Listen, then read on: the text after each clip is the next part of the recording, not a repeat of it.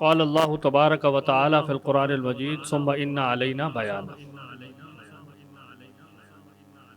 ہم نے کل کی جو اپنی گفتگو کی اس میں یہ بتانے کی کوشش کی کہ بیان کا جو سینٹرل تھیم ہے اس کو بنیاد بناتے ہوئے غامدی صاحب نے قرآن اور حدیث کے درمیان جو ایک تعلق ہے، اس کی جو بحث ہے، اس کو کس طریقے سے بٹھایا ہے، اور ہمارا جو اصول فقہ کا منہج ہے، اور وہ مطلب اس میں صرف سنی یعنی اصول فقہ کی بات نہیں ہے، حنفی بات نہیں ہے، جمہور کی بات نہیں ہے، جو ان کے علاوہ جو ہمارے ہاں تاریخ میں اہل حدیث کے منہج کے نام سے جو ائمہ رہے ہیں ان کے منہج کی صرف بات نہیں ہے، صرف معتزلہ کے منہج کی بات نہیں ہے، بلکہ اہل تشیع، بلکہ سب کے ہاں جو ایک طریقہ رہا ہے کہ سنت سے قرآن مجید کا بیان تفسیر، بیان تخصیص، بیان نسخ اور بیان ضرورت ایک رہ گیا۔ اس میں بھی اصل میں ایک اہم بحث ہے، اور وہ ہے اللہ کے نبی صلی اللہ علیہ وسلم کے افعال سے جو حکم شرعی کی نسبت پیدا ہوتی ہے وہ بیان ضرورت کے تحت آتا ہے، وہ والا ایک چیپٹر۔ آج ہم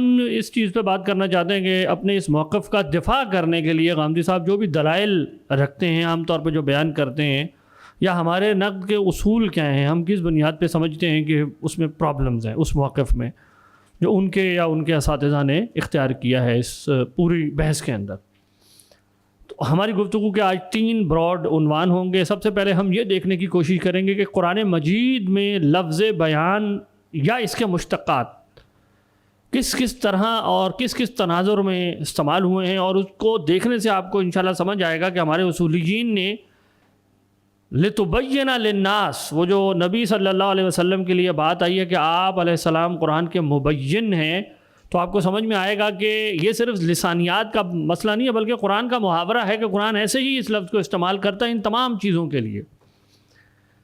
دوسری چیز ہم یہ دیکھنے کی کوشش کریں گے کہ قرآن کے محاورے کے علاوہ لسانیاتی طور پر غامدی صاحب نے جو موقف اختیار کیا ہے اس کی ساؤنڈنس کتنی ہے، کیا واقعی زبان ایسے فنکشن کرتی ہے، تو ہم اس کے اوپر کچھ مختصر تبصرہ انشاءاللہ کرنا چاہیں گے۔ اور تیسرے نمبر پر ان کے جو نبی کا فرض منصبی کے لیے دلائل یہ لاتے ہیں، یا سنت سے قرآن کے نص کی منع ہونے کے لیے جو دلائل لاتے ہیں، اس پر کچھ تبصرہ کریں گے۔ تو تھوڑی تھوڑی گفتگو کر کے ہم انشاءاللہ اپنی بات کرتے ہیں۔ تو پہلی بات، جیسے ہم نے کہا کہ ہم یہ دیکھتے ہیں کہ قرآن میں یہ لفظ کیسے کیسے استعمال ہوا ہے، اس کا ذرا ایک اسٹڈی کر لیتے ہیں۔ اچھا، یہاں آپ کی دلچسپی کے لیے یہ بات عرض کرتا چلوں کہ جب ہماری غامدی صاحب کے ساتھ گفتگو شروع ہوئی اس موضوع پر، تو سب سے پہلے جو ہم نے ان کے سامنے چیز رکھی وہ 10 مثالیں تھیں کہ قرآن آپ بیان کا یہ مفہوم رکھتے ہیں کہ اس میں اس کے اندر تخصیص، نسخ، تقیید یہ مفاہیم نہیں ہیں، لیکن قرآن جب ان لفظ کو کہیں استعمال کرتا ہے تو وہاں کانٹیکسٹ صاف بتا رہا ہوتا ہے کہ یہ مفہوم ہے، قرآن اس کو بیان کہہ رہا ہوتا ہے۔ تو ہم نے قرآن مجید کی آیات کا جب استقراء کرنا شروع کیا تو کئی جگہ قرآن یہ لفظ لاتا ہے یبین، تبین، بینات، اس طرح کے الفاظ، یہ سب اس کے مشتقات میں سے ہیں۔ اچھا، مولانا اصلاحی صاحب ہوں یا غامدی صاحب، ان کا یہ موقف ہے کہ جب کسی صورت میں یبین کہ جیسے آیت ہے نا کذالک یبین اللہ، تو ان کا کہنا یہ ہے کہ عام طور پر وہاں پر اس سے پیچھے جو بات چل رہی ہوتی ہے اس کا کوئی تبیین، اس کی وضاحت، اس سے متعلق کوئی اضافی بات کہنے کی ضرورت ہوتی ہے، کوئی سوال پیدا ہو جاتا ہے جس کو واضح کرنے کے لیے قرآن ایک اور بات بتاتا ہے، اور وہ یبین کہا جا رہا ہوتا ہے۔ تو گویا ان کے نزدیک، جیسے میں نے کل کہا تھا، قرآن میں جب کسی صورت میں یبین کی آیات آتی ہیں کذالک یبین اللہ، تو وہ شرح و وضاحت کے معنی میں ہوتی ہے کہ پیچھے کوئی بات گزری ہوئی ہوتی ہے اور اس کی شرح کی جا رہی ہوتی ہے، یعنی یہ بیان وہ اظہار ما فی الشیء کے معنی میں وہاں لا رہا ہوتا ہے۔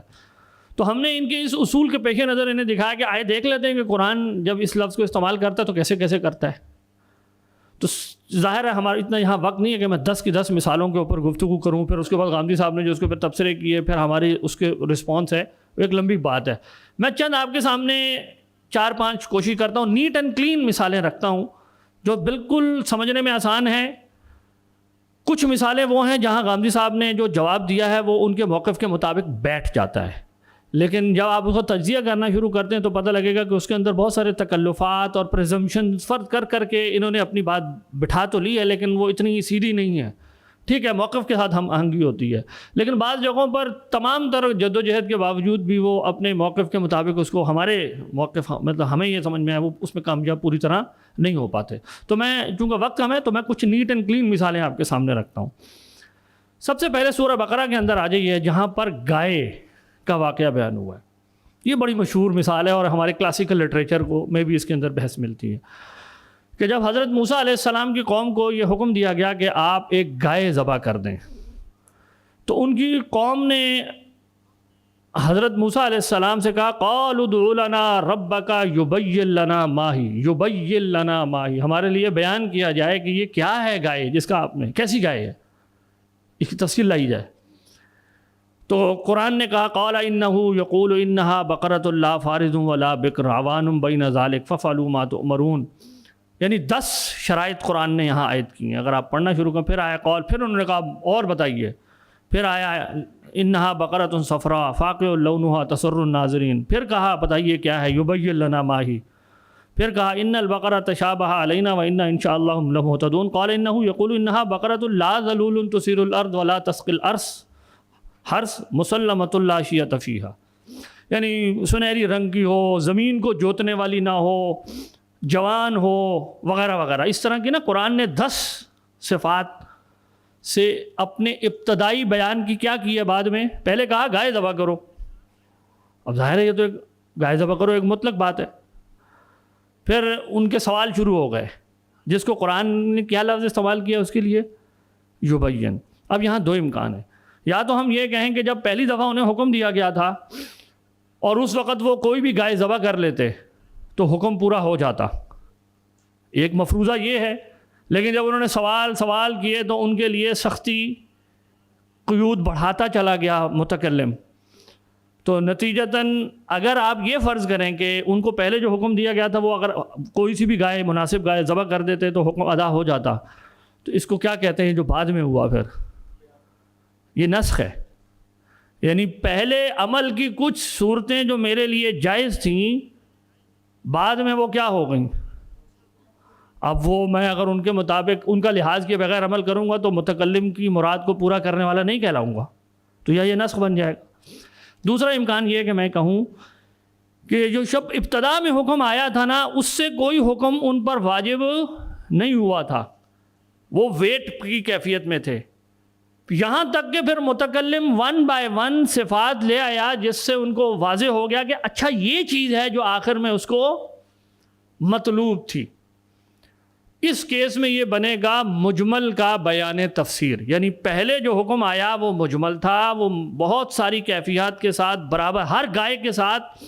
ظاہر ہے گائے ذبح کرو یہ آسان، میں اگر کسی کو شیمپو لے آؤ اور آپ کے ذہن میں سوال آ جائے کیسا تو آپ مجھ سے پوچھیں، پھر میں جو میں کہوں گا جی فلاں کمپنی کا، پھر آپ پوچھیں کتنی مقدار والا، میں کہوں اتنی مقدار والا، تو گویا آپ یہ فرض کر رہے ہوں گے کہ زاہد صاحب نے جو پہلا حکم دیا تھا وہ میرے لیے اس میں مقدار وغیرہ قابل عمل نہیں تھی، تو اب انہوں نے میرے لیے مقرر کر کے آخر میں ایک ڈٹرمن کر دیا ہے.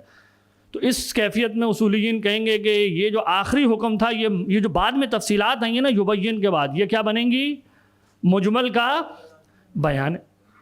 بعض لوگوں نے اس کو تخصیص کے پیرائے میں بھی دیکھنے کی کوشش کی ہے کہ گائے ایک عام لفظ تھا جس کے اندر آہستہ آہستہ کیا ہوئی تخصیص ہو گئی بعد میں.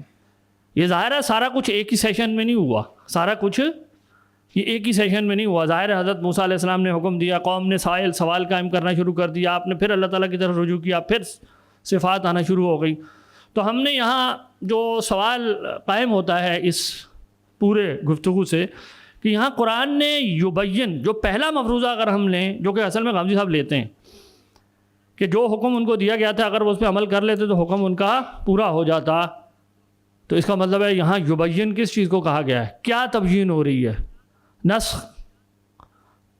جو نسخ کا عمل چل رہا ہے قرآن اس کو کیا کہہ رہا ہے، یہ کس کے جواب میں یہ سارا ہو رہا ہے، یبین کے جواب میں متکلم نسخ کیے چلے جا رہا ہے. کیا کیے چلے جا رہا ہے، نسخ کیے چلے جا رہا ہے. جبکہ آپ کا برہان کے مضمون میں یہ دعویٰ ہے کہ نسخ بیان، جبکہ یہ تو آیت کہہ رہی ہے کہ نسخ بیان ہوتا ہے، وہ تو استعمال ہی ایسے ہو گیا ہے. اچھا اس کا جواب غامدی صاحب نے 2 طرح دینے کی کوشش کی. پہلی بات وہ کہتے ہیں کہ جی یہاں پر لفظ تبیین جو ہے نا یہ اللہ تعالیٰ نے استعمال ہی نہیں کیا، یہ تو یہود بول رہے تھے۔ پہلی توجہ کیا کی انہوں نے، یہ تو شارع نے بولا ہی نہیں ہے، یہ تو وہ کہہ رہے تھے، گویا یہ اللہ کی طرف اس کی نسبت ہی نہیں بنی۔ لیکن ظاہر ہے اس کا انہیں خود بھی پتہ تھا کہ یہ ایک ایسے ہی کوئی بہت علمی بات نہیں ہے جس سے بات بن سکے۔ تو دوسری توجہ جو انہوں نے کرنے کی کوشش کی وہ یہ ہے، وہ کہتے ہیں کہ یہ جو ان کو گائے ذبح کرنے کا حکم دیا گیا، یہ اصل میں کوئی بھی گائے نہیں تھی، بلکہ یہ قسامہ، جیسے ہم قربانی کی گائے کرتے ہیں نا، یہ قسامہ کی گائے تھی جس کو ان کا حکم دیا گیا تھا کہ وہ ذبح کرو۔ اور وہ لوگ جانتے تھے کہ جس طرح ہم جانتے ہیں نا کہ قربانی کے جانور کے ذبح میں اور کسی عام جانور کو ذبح کرنے میں فرق ہے، اس کی کچھ اضافی شرائط ہیں، مثلا 1 سال کا ہوگا وغیرہ وغیرہ، بکرا اگر لینا ہے۔ تو ایسے ہی قسامہ کی گائے جو ذبح کرنی تھی انہوں نے، اس کی پر بھی وہ ہر نہیں کہ کوئی بھی مریل قسم کی گائے پکڑ کے ذبح کر دیں، بلکہ اس کا کچھ صفات ہونی تھی۔ تو انہوں نے پھر وہ صفات پوچھنا شروع کر دیں، ٹھیک ہے۔ تو اللہ تعالیٰ نے پھر اپنی شان کے مطابق، متکلم نے اپنی شان کے مطابق اس کو جیسی چیز پسند تھی وہ ان کے لیے آہستہ آہستہ کر کے متعین کر دی۔ تاہم اس کے درمیان وہ لکھتے ہیں کہ اگر وہ کوئی سی بھی ایک ایسی گائے جو توانا، صحت مند وغیرہ تھی، اگر وہ اس کو ذبح کر دیتے تو یعنی وہ کہتے ہیں اگر بنی اسرائیلی کوئی بھی متوسط درجے کی گائے ذبح کر دیتے تو حکم کا منشا پورا ہو جاتا، لیکن یہ ان کا فساد مزاج تھا کہ اپنے سوالات سے انہوں نے اس حکم کو مشکل بنا لیا۔ اب ہمارا اس پہ تبصرہ یہ ہے، پہلی توجہ پہ، کہ یہ جو آپ کہہ رہے ہیں کہ یہ تو اللہ نے لفظ ہی نہیں بولا، تو اس کا مطلب ہے کہ خدا کو ان کے یبین کے جواب میں پھر کچھ نہیں کہنا چاہیے تھا نا، کہنا چاہیے تم تو سوال ہی غلط پوچھ رہے ہو۔ ان کو جواب دیا جا رہا ہے، بار بار جواب دیا جا رہا ہے، تو یہ تو ایسے ہی ایک بات بنائی ہوئی ہے۔ اور یہ بات اس لیے بھی انکنسسٹنٹ ہے کہ جب برہان مضمون میں غامدی صاحب نے تبیین کا مطلب سمجھایا ہے نا کہ اس کا مطلب کیا ہوتا ہے، وہاں عین اسی آیت کو کوٹ کیا اور کہتے ہیں کہ بالکل صحیح استعمال کیا تھا۔ میں عبارت پڑھ کے سناتا ہوں۔ وہ کہتے ہیں تبیین عربی زبان کا ایک معروف لفظ ہے، یہ اپنے مفعول کے ساتھ آئے تو اس کے معنی محض بیان کر دینے کے بھی ہوتے ہیں اور واضح کرنے کے بھی ہوتے ہیں۔ آیا زہر بحث میں یہ ما نزل الیہم کی طرف متعدی ہو کر استعمال ہوا ہے، اس لیے دوسرے معنی مراد لیے جائیں جو بالعموم لوگوں نے مراد لیے ہیں، یعنی شرع والے۔ تو یہاں اس کا مفہوم ٹھیک وہی ہوگا جس کے لیے ہم لفظ شرع بولتے ہیں، لتبینہ میں ایک اس معنی میں آیا کریں، اگر ہم شرع کے معنی شرع کے مفہوم میں، یہ قرآن مجید اور کلام عرب دونوں میں یہ لفظ اس معنی میں استعمال ہوا ہے۔ معنی میں سورہ بقرہ میں جہاں بنی اسرائیل کو گائے ذبح کرنے کا حکم دیا گیا، اس مقام کا مطالعہ کرنے سے معلوم ہوتا ہے کہ یہود چونکہ اللہ کے اس حکم پر عمل کرنے سے گریزاں تھے، اس لیے انہوں نے ان تذبحوا بقرہ کے حکم کو، جس میں لفظ بقرہ کے نکرہ کی صورت میں آنے کے باعث یہ بات بالکل واضح تھی کہ انہیں کوئی سی بھی گائے ذبح کرنے کا حکم دیا گیا تھا، جب انہوں نے اپنے خبث باطن کی وجہ سے غیر واضح قرار دیا اور اللہ تعالیٰ نے اس کی شرع و وضاحت کے طالب ہوئے، اللہ سے اس کے شرع و وضاحت کے طالب ہوئے تو انہوں نے بار بار یہی لفظ استعمال کیا، یبین۔ قرآن مجید کے پھر وہ کہتے ہیں کہ یعنی وہ کہہ رہے ہیں کہ یہود نے وہاں یہ لفظ شرع و وضاحت کے معنی میں ٹھیک استعمال کیا تھا۔ اپنے میزان میں جو رجم کا مضمون ہے، جہاں سے ان کی ایپیکس شروع ہوتی ہے، وہاں کہہ رہے ہیں بالکل ٹھیک استعمال کیا تھا۔ جب یہ سوال سامنے آیا تو انہوں نے کیا توجیہ کی، یہ تو اللہ نے استعمال ہی نہیں کیا، گویا آپ یہ کہہ رہے ہیں غلط لفظ استعمال کر رہا تھا تو وہ مخاطب کر رہا تھا، خدا نے یہ لفظ اس معنی میں استعمال نہیں کیا۔ تو یہ تو آپ اپنی جو بات لے کر آئے اس کے ساتھ ہم آہنگ نہیں رہے یہاں توجیہ کرتے ہوئے۔ دوسری بات یہ کہ جو آپ نے دوسری توجیہ کی ہے اسی کو تو نسخ کہتے ہیں،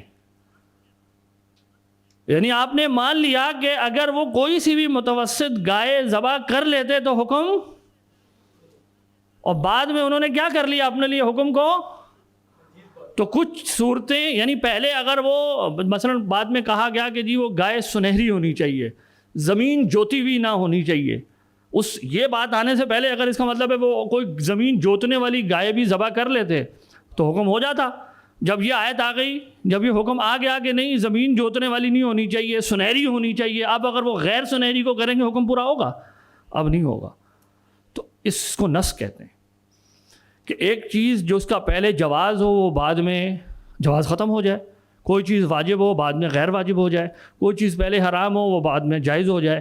یہ تمام کسی چیز سے متعلق حکم کی جو تبدیلی ہو رہی ہے، جس کو ہم نے کہا تھا یہ انتہائی مدت ہوتی ہے، یہ ساری چیزیں نسخ ہیں۔ تو اس تمام کاوش کے باوجود بھی غامدی صاحب اس مثال میں کم از کم اس مثال میں اپنی بات کو جو بٹھانا چاہ رہے تھے وہ پوری نہیں ہوتی۔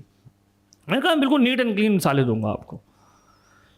دوسری مثال لیجئے، قرآن مجید میں جہاں بدکار عورت اور مرد کی سزا ذکر ہوئی ہے سورہ نور میں، بدکاری کرنے والے مرد اور عورت کے لیے ایک سزا مقرر کی گئی ہے، 100 کوڑے لگائے جائیں۔ تاہم سورہ نساء ہے اس کے اندر غلاموں کے لیے جو باندیاں ہیں ان کے لیے جہاں سزا کا ذکر ہوا ہے وہاں آیا ہے فَعَلَيْهِنَّ نِصْفُ مَا عَلَى الْمُحْصَنَاتِ، ان کو کتنی سزا دینی ہے؟ محصنات کے مقابلے میں آدھی، نصف۔ تو محصنات کی سزا بیان ہو گئی 100 کوڑے، تو ان کو نصف یعنی 50۔ اور پھر آگے جا کے کہا گیا یرید اللہ لیبین لکم ویہدیکم، یرید اللہ اب قرآن اس کو کہہ رہا ہے کہ یہ میں تمہارے لیے کیا کر رہا ہوں؟ بیان کر رہا ہوں۔ اب سورہ نور میں آیا ہے الزانی والزانیہ، عام ہے، آزاد ہے، غلام ہے، سب کے لیے ہے، وہ بظاہر اپنا لفظ اس کو سب کو شمول ہے اس میں۔ یہاں آ گیا ہے کہ نہیں، غلام اگر کوئی ہوں گے تو ان کو آدھی سزا دو۔ اب کیوں دو؟ یہ ایک حکمت کی بحث ہے۔ بات یہ ہے کہ یہ تخصیص ہے، اس کو ہم اصطلاحی زبان میں کیا کہیں گے؟ تخصیص ہو گئی۔ گویا یہ آیت پڑھنے کے بعد مجھے پتہ لگ گیا کہ متکلم نے اگرچہ پہلے ایک عام لفظ بولا تھا لیکن اس نے سب مراد نہیں لیے تھے۔ اب جب غامدی صاحب نے اس کی سے جب ہم نے پوچھا کہ آپ کیسی، یہاں تو قرآن نے اس کو تبیین کہہ دیا، تو اس کا جواب وہ یوں دیتے ہیں کہ یہ جو الزانی والزانیہ ہے یا جیسے السارق والسارقہ ہے، یہ اس میں فاعل کے صیغے ہیں۔ عربی لغت کے لحاظ سے اس میں فاعل جو ہے وہ اہتمام پر دلالت کرتا ہے۔ جب ہم کسی کو اس میں فاعل کا کسی پر اطلاق کرتے ہیں تو اس میں اہتمام کا ایک مفہوم پایا جاتا ہے، یعنی وہ صرف چلتے پھرتے کسی چیز کا کام کا نہیں ہوتا بلکہ پوری یعنی توجہ کے ساتھ پورے معنی اس میں پائے گئے۔ تو کہتے ہیں کہ جو سورہ نور کے اندر آیا ہے حکم، وہ چونکہ اس میں فاعل کے صیغے ہیں تو اس کو پڑھنے سے پتہ لگتا ہے کہ یہ حکم اس جرم کی کیفیت سے متعلق ہے جو کسی قسم کی رعایت کا مستحق نہیں ہونا چاہیے۔ اور غلام اور جو باندیاں ہوتی تھیں ان کا سوشل سٹیٹس چونکہ بہت کم تھا، لوگوں کے ماتحت ہوتے تھے، گھروں میں عام کام کرتے تھے، تو ان کو وہ سوشل پروٹیکشن نہیں تھی جو ایک آزاد عورت یا مرد کو حاصل ہوتی ہے۔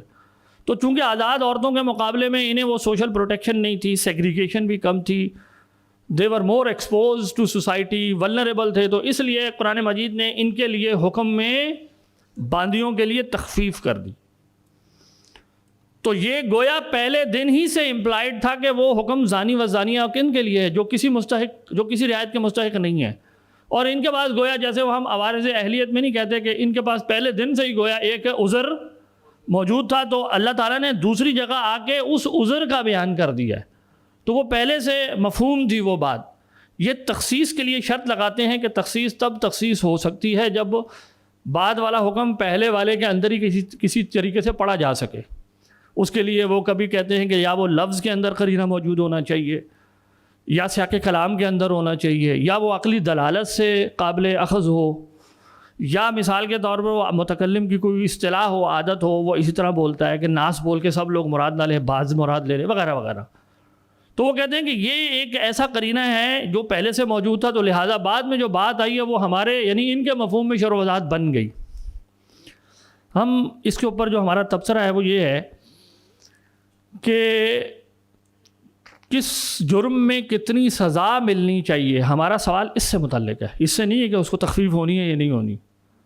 مثلا کوئی یہ نہیں کہہ سکتا کہ اچھا باندی کو 10 تھپڑ مار کے چھوڑ دو، کہا جا سکتا ہے۔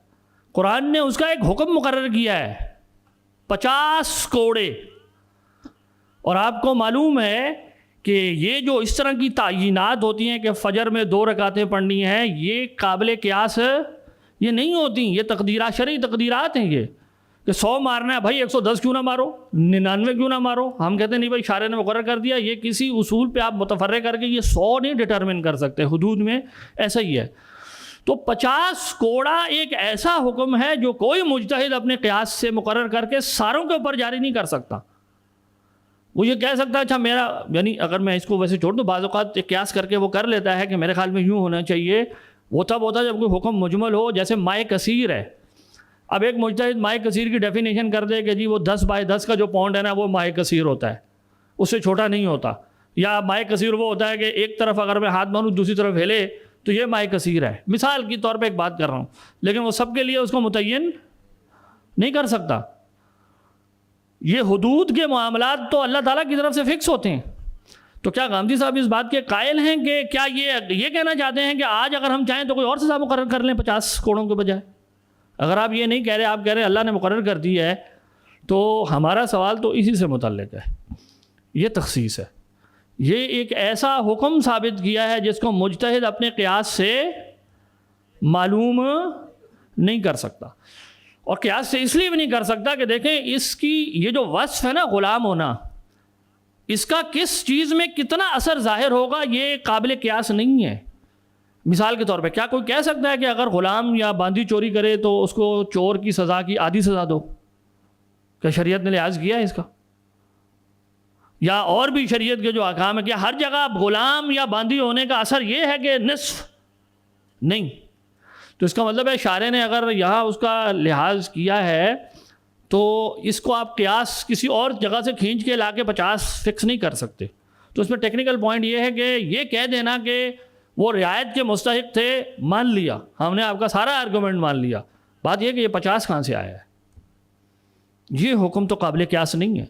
اور یہ جو آپ نے 100 کو 50 کر دیا ہے یہی تخصیص کہلاتی ہے اصطلاحی زبان میں. یہ تخصیص، اور یہ آپ نے کہا کہ شارع نے کیا، میں نہیں کر سکتا. یہاں پر بھی ہمارے نظر میں انہوں نے جو جواب دیا ہے وہ ان کی بات کے لیے کفایت نہیں کرتا. اور قرآن کا یہ استعمال بتا رہا ہے کہ بیان میں تخصیص اور نسخ آتا ہے، قرآن خود استعمال کرتا ہے. تیسری مثال لیں، تیسری اور چوتھی ایک ہی جیسی ہیں. قرآن مجید میں حضرت ابراہیم علیہ السلام کے اب ان کے اب کے حوالے سے مفسرین کے درمیان ایک اختلاف ہے کہ وہ ان کے والد تھے یا چچا تھے. ہم اس بحث کو چھوڑ دیں.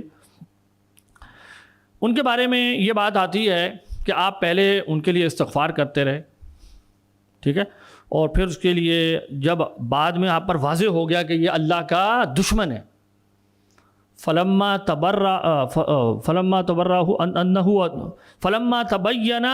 له انه عدو للہ تبرأ منہ، جب ان پر واضح ہو گیا کہ یہ اللہ کا کھلا ہوا دشمن ہے تو آپ نے پھر کیا کر لیا؟